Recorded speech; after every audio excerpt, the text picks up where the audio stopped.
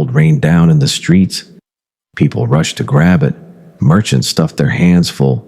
Beggars became rich overnight. But what seemed like a blessing quickly turned into chaos. Prices doubled, then tripled. Bread became too expensive. Homes cost fortunes, and ordinary people couldn't survive. All because one man passed through a city, carrying more wealth than the world had ever seen. His name was Mansa Musa, and the disaster he left behind was just a glimpse of the riches he controlled. Centuries later, historians still struggle to describe his fortune. Some say it was beyond counting, so vast that no calculator today could measure it. If you combine the wealth of Elon Musk and Jeff Bezos, if you stacked every dollar, every coin, every share, you still wouldn't touch what Musa owned. But here's the strange part. Outside of Africa, most people barely know his name. How could the richest man in all of human history disappear from the storybooks? To understand that, we need to go back to the beginning. Picture the year 1312. Europe was choking in the Middle Ages.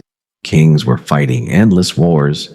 People died young, and plagues roamed like shadows. But far to the west, in Africa, the Mali Empire glowed like a jewel.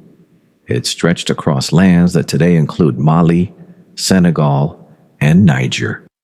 Its veins were made of salt and gold, and every caravan that crossed the Sahara carried its lifeblood to the rest of the world. At the heart of this empire, fate placed a man who never asked for the throne but inherited it after his predecessor vanished, on a mysterious expedition across the Atlantic. That man was Musa Keita, later crowned Mansa Musa. Now imagine this. You are suddenly handed the keys to an empire that owns nearly half of the world's gold supply. Half. Salt and gold flowed through your lands like water, and every merchant from Morocco to Cairo depended on your blessing.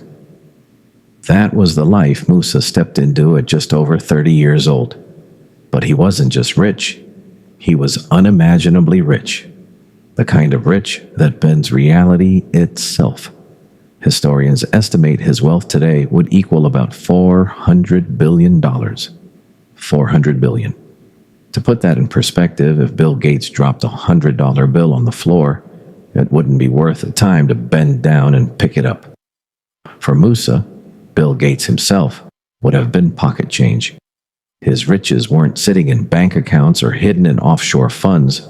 They were mountains of raw gold, treasures dug from the earth, guarded by warriors, and moved in endless caravans across the desert. But the true spectacle came in the year 1324, when Musa decided to make the pilgrimage to Mecca. For most Muslims, the Hajj is a humble spiritual journey. For Musa, it became the greatest show of wealth in recorded history. He did not travel alone. He brought 60,000 people, soldiers, scholars, officials, and servants, an entire city on the move. Behind them followed 80 camels, each weighed down with more than 300 pounds of gold. Imagine the sight.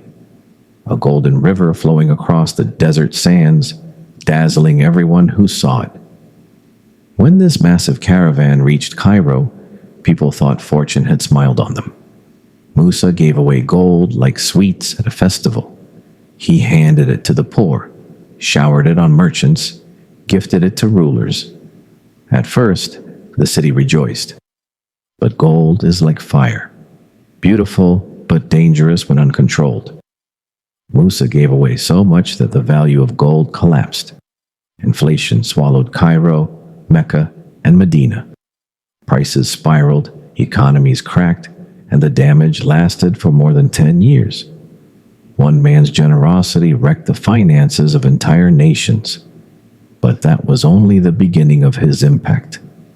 The story of this mysterious emperor spread like wildfire. In Europe, cartographers drew him into maps, showing him seated on a golden throne, a shining nugget of gold in his hand.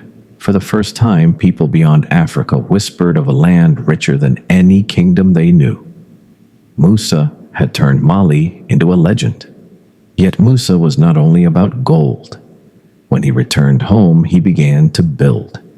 He poured his fortune into mosques, libraries, and schools. He transformed Timbuktu into one of the greatest centers of knowledge in the world. Students, scholars, and poets traveled across deserts to sit in its classrooms and read in its libraries. To put it simply, Timbuktu was like the Oxford and Silicon Valley of its time, a place where faith, science, and culture collided. And still, here's the strange truth. Ask the average person today about Mansa Musa, and you'll be met with silence. Why? Because much of history, especially the way it was told in the West, did not want Africa remembered as powerful, wealthy, or advanced. European writers painted Africa as poor and primitive, a place of need, not a place of influence.